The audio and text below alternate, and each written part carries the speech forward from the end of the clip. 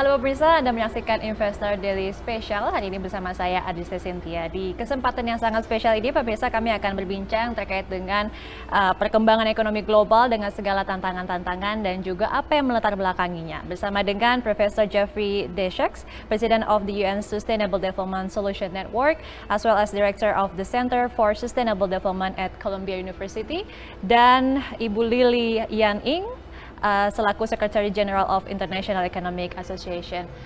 Hello, Prof. Sachs. Bu Lily, how are you? Great to be with you. Thank you. Thank you so much for your time and opportunity. So I'll start with Prof. Sachs first.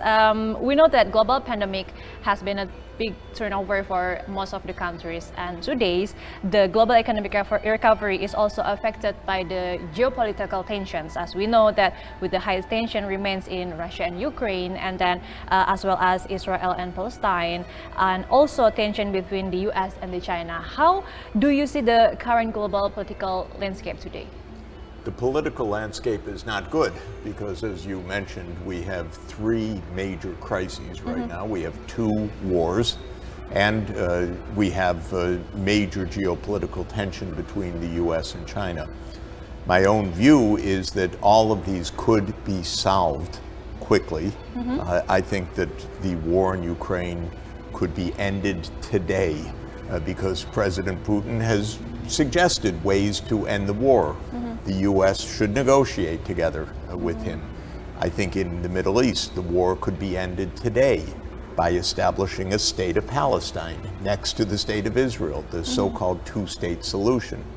And I think in the US-China conflict, again, there's no reason for this conflict other than maybe the US saying we don't like China being so big and powerful, but I don't think that there's a deep reason for this conflict. So we're in a situation of a lot of crisis. I think the leadership in the United States is not good right now. We can see how old the president is. We have a lot of political instability. So it's a dangerous and difficult time, but it's not a hopeless time. We need practical solutions to end these conflicts and for the United States and China just to get along. Okay. Before we talk about the solution, what do you think the impacts towards these tensions between those countries to, economic globally? There's a lot of instability right now in the economy that comes from the geopolitical instability. First, all of the supply chains in the world are being disrupted. The sanctions that the United States has imposed on Russia caused a big change of economic relations. The US is trying to decouple to some extent from China.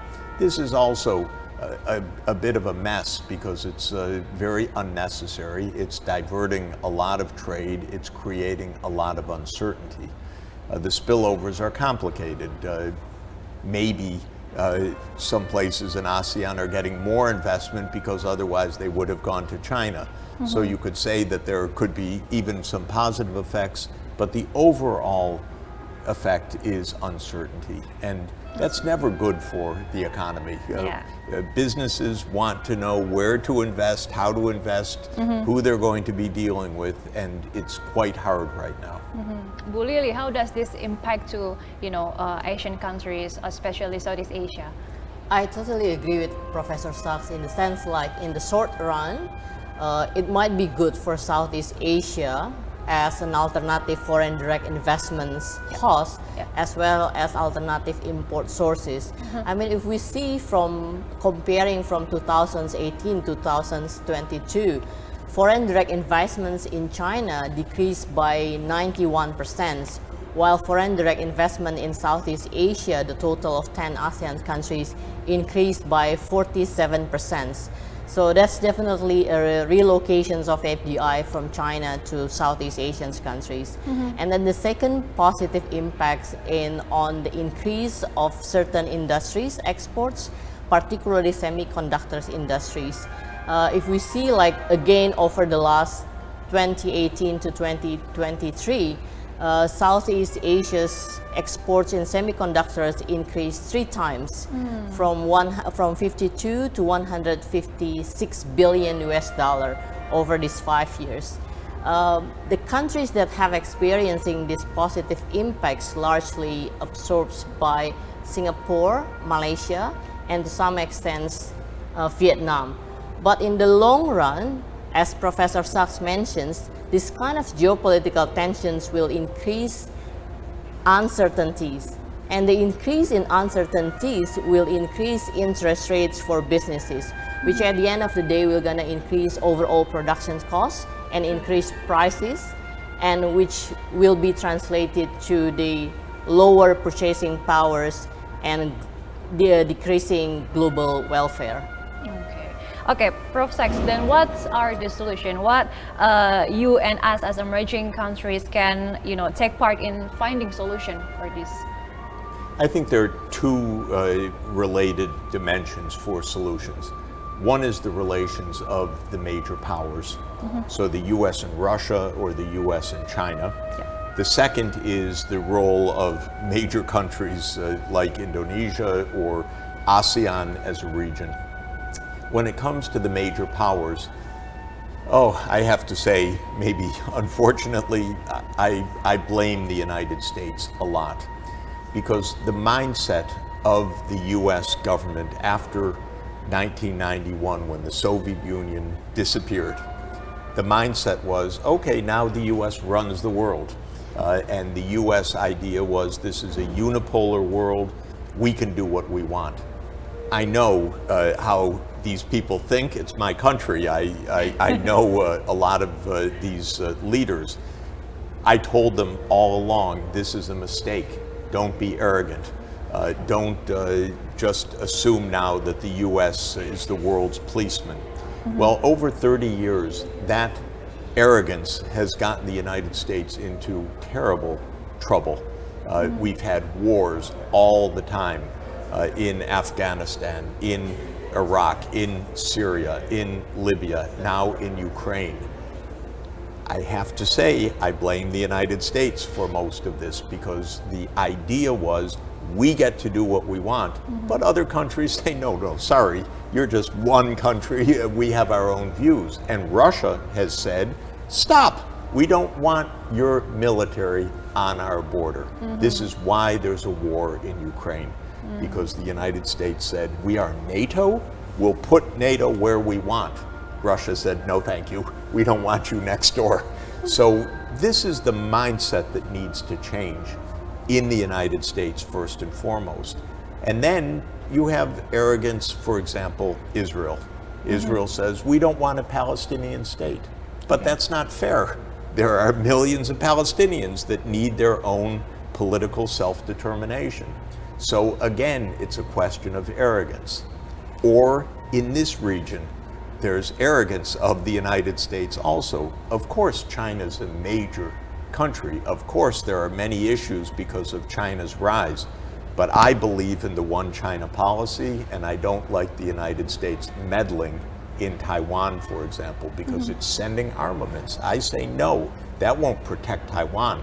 That won't make for peace. That's likely to create a war if the United States keeps the mindset that it can do what it wants. So my hope is diplomacy. Diplomacy of the great powers so that they don't mess up the world. I want the US and Russia to negotiate. I want the US and China to negotiate.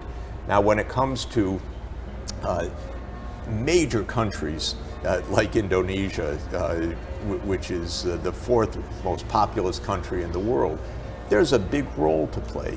And the big role to play is to say, first of all, to the big powers, don't keep all of these tensions. We don't want to choose sides. We can deal with everybody. Don't tell us to be on this side or this side or this side. We have our own future, and we don't want to be forced one way or another. So we want good relations with everybody. But then it means that the big powers have to have good relations rather than dividing the world. Second, ASEAN it's 660 million people. That's a lot of people. I know. This is a huge part of the world, one of the most dynamic parts of the world. So I'm very much in favor of unity in ASEAN. Now, it's a very diverse region. It's a big region. It's got lots of differences internally. But the more united ASEAN can be, the stronger also is the geopolitical voice of ASEAN in the world. And in this difficult world, a bigger voice is very helpful for security, also for ASEAN saying to the US, calm down, don't divide the world. To China, please calm down, and so forth. So I would like to see ASEAN as a really united, not against anybody, but internally united.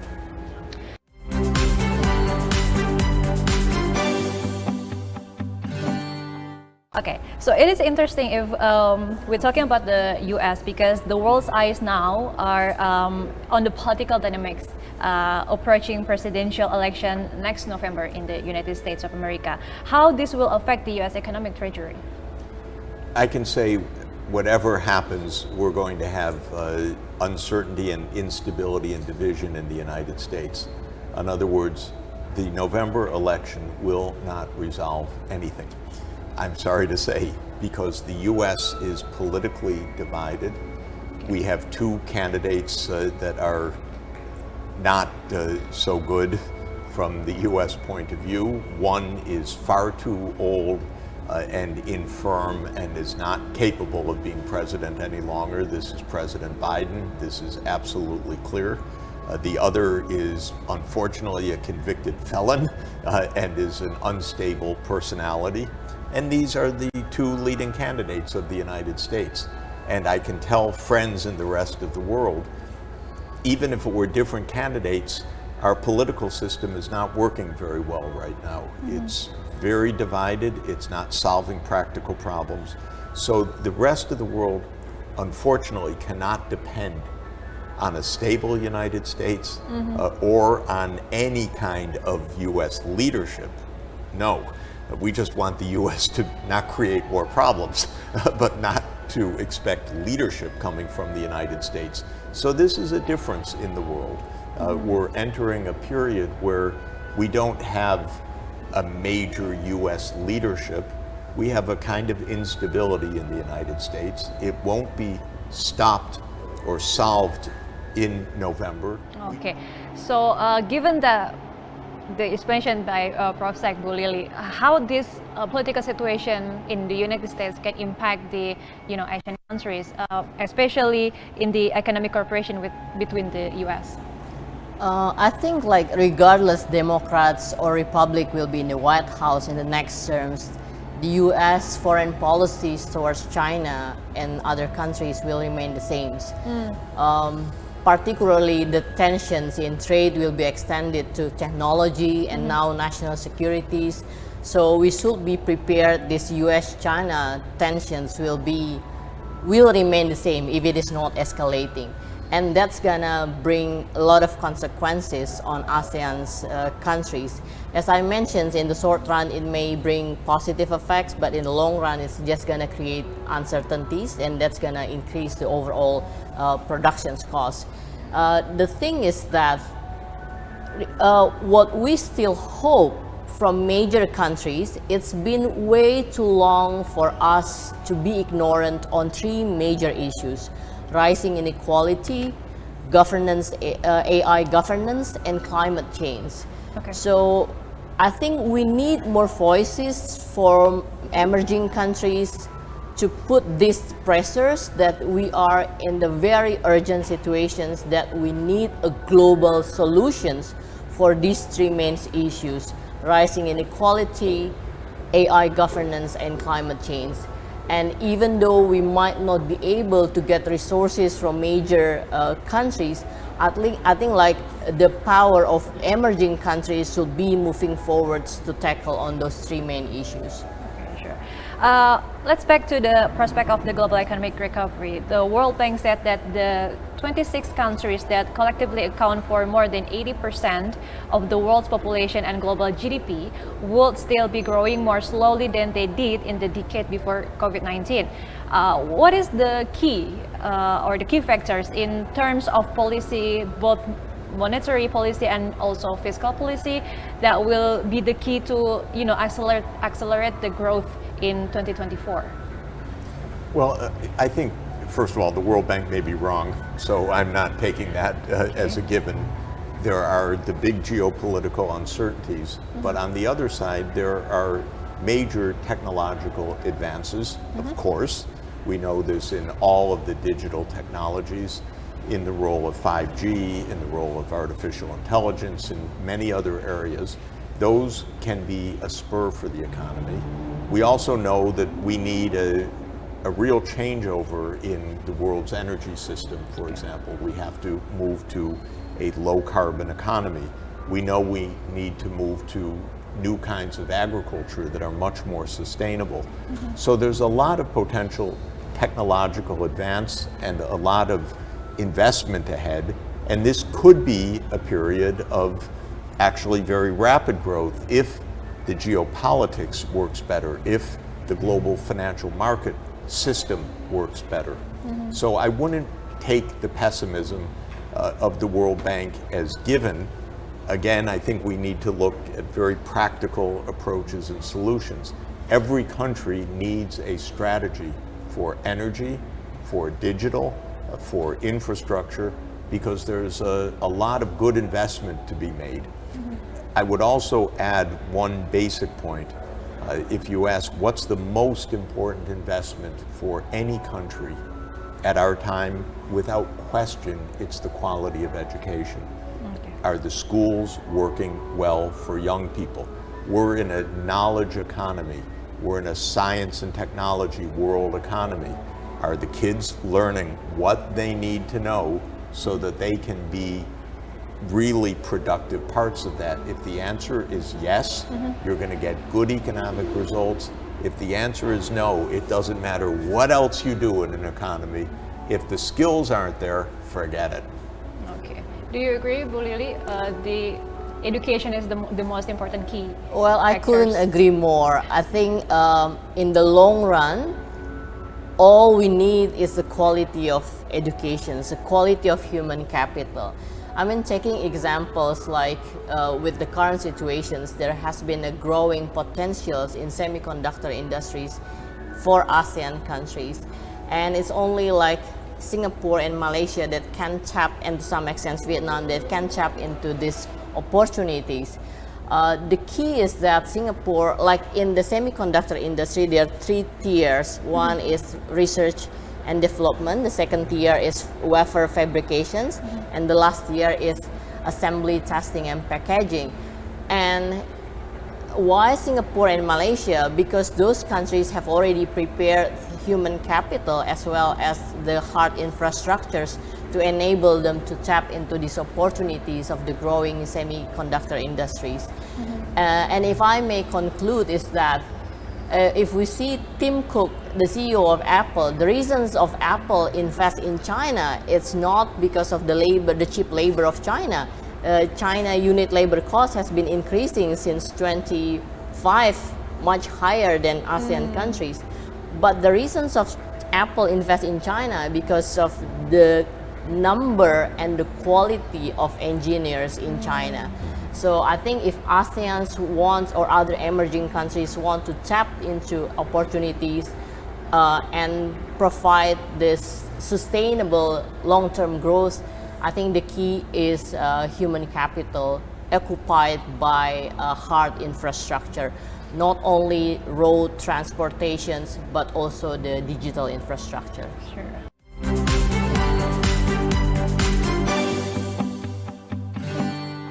About the SDGs, Prof. Sachs, how is the progress right now?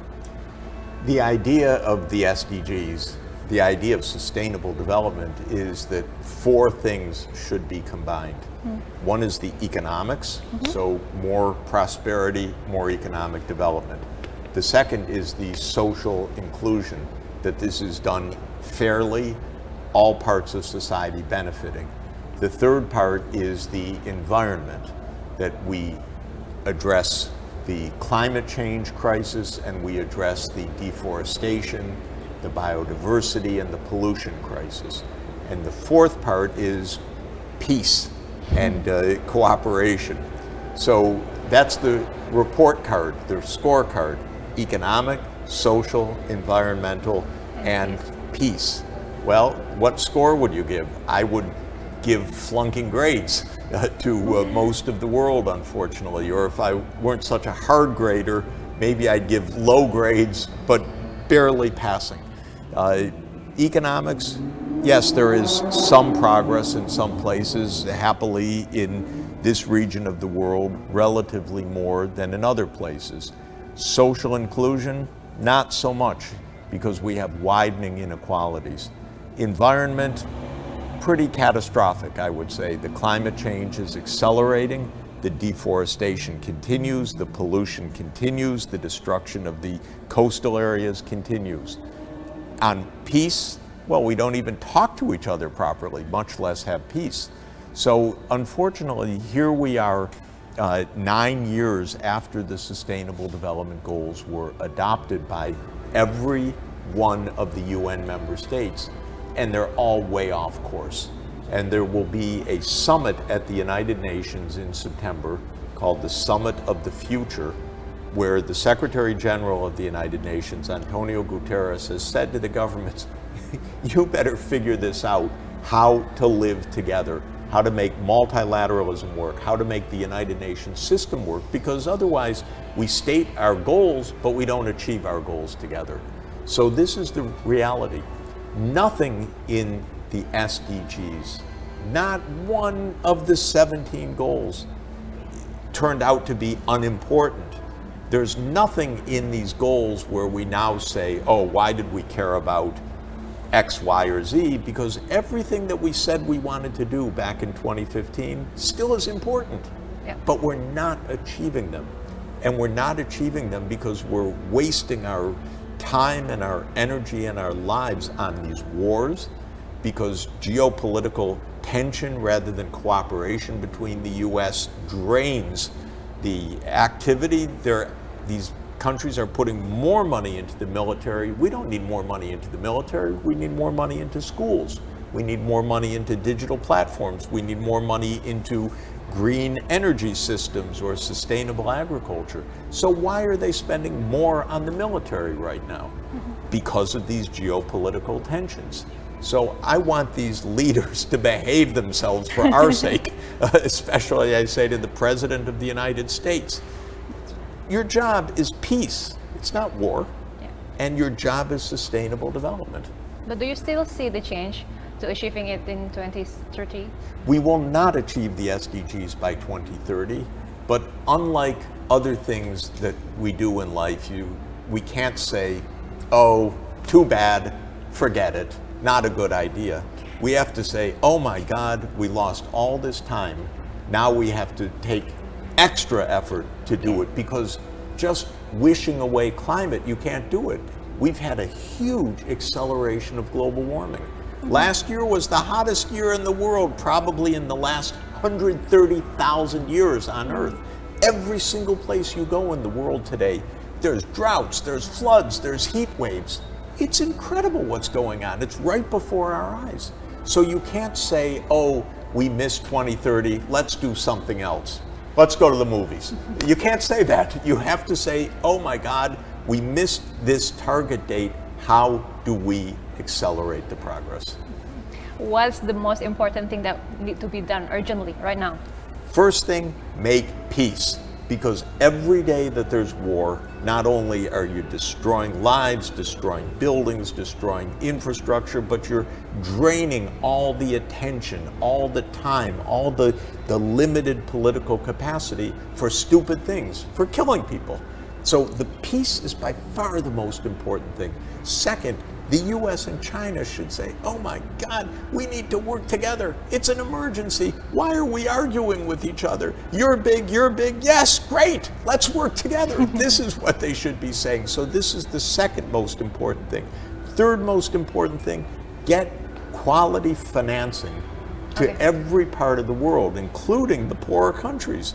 The poorer countries can look and say, oh, we'd love our children in school, we'd love a clean energy system, we would love more expensive but more sustainable agriculture. And then they say, but how do we pay for it? We can't even borrow. Our interest rates are so high. So we need a financial system globally that works. Next year, there will be something called the Financing for Development Summit of the UN. It takes place once every 10 years. This time, some answers, not just some discussion, not just some complaints, but how is Indonesia going to finance this transformation? How are the African countries going to finance this transformation? How are the ASEAN capital markets going to work? How can we make it so it's not just a few rich countries that get low-cost capital, but especially the emerging economies that get low-cost capital? That's where the people are. That's where the capital needs are. We've got to redirect the flow of world saving into the emerging and developing economies. Okay, and since you're here in Indonesia, how do you see the progress in Indonesia? Which goals that are need to be improved, and which one is already on the track? In general, this is a region that's making progress. ASEAN is making progress. I think ASEAN can make more progress, and Indonesia can make more progress if ASEAN's making, for example, an ASEAN-wide energy strategy, because the whole region needs a new energy system. But work together, connect the grid, make sure that this is one large connected energy system. Work on infrastructure the same way. I'm a big supporter of China's Belt and Road Initiative, for example, because it connects. We want the digital connection, we want the fiber connections, we want the fast rail connections, we want the port connections. So that's, I think, with China and ASEAN, very constructive investments can be made. But again, as we were saying earlier, get those kids a Good excellent education, because if you want Indonesia's future, you want kids that are well educated and are going to be leading in these technologies in 10, 20, 30 years. Okay, I'm gonna ask Bu Lily, how is the outlook of the Asian economic growth this year and next year amid the global situation right now? Well, I think globally we are expecting lower growth. It's the same with ASEAN's countries as well as Indonesia. Three things that I would like to convey for Indonesia in particular. One is wise spending. Indonesia has the ratio of revenue to GDP at only around 8 to 9% over the last 20 years. We are not like developed countries that has around 25%. We don't have any privileges to waste our money on unnecessary things. So we need the wise fiscal management. That's very important for Indonesia. The second one, we need to keep this balanced view. I think it's very important to intensify bilateral and regional cooperations with ASEAN as well as East ASEAN countries. It's very important for us to optimize the existing bilateral and regional FTAs. I'm not a big fan of bilateral and regional, but currently the multilateral doesn't work. So I think it's very important for us, for Indonesia and ASEAN, to intensify trading and investments with East Asian countries. And the last but not the least is increasing value added. If we see over the last 50 years, over the last 20 years, the value added of ASEAN countries have remained the same. It's only Singapore that can increase to higher value added exports. But other than that, Indonesia, Myanmar, Malaysia, Thailand, we are still rely on natural resource intensive exports. Indonesia in particular, over the last of our developments, we still relies on coal and palm as the major export products. So that's a homework for Indonesia, how Indonesia can increase Indonesia value added as well as manufacturing value added. And that's the key. I just want to highlight the key is on the human capital. To be able to increase value added, we need the human capital. We need people with skills. So that I think that's the three keys that I would like to convey for ASEAN countries, in particular for Indonesia's government. I think this is what we learned from Singapore's case. Combine high skills and excellent infrastructure. Oh boy, that's that's really the way forward. And on the revenue side, I would say gradually increase the revenue so that the public sector can do more. It has to do it well, it has to be efficient, but it should expect and need to do more over time, whether it's investing in science, for example. That's resources. The government needs to do that, but it doesn't have the resource base right now to do that. Whether it's investing in higher education so that a large part of today's young people don't finish school at 8th grade or 12th grade, but go on to university education. This also is resources that the government needs to mobilize in significant part. So I think that raising gradually the revenues and then being very efficient with how they're used. Okay, and moreover, we are facing new presidency. Do you have any, suggestion towards our new presidential elected? Well, I always say to the politicians, and you may have noticed also in my answers, I rarely answer the question, what's the economic outlook of the next 6 months or year? Because I want everyone to keep the perspective of 20 years. Okay. Where is Indonesia going to be 20 years from now?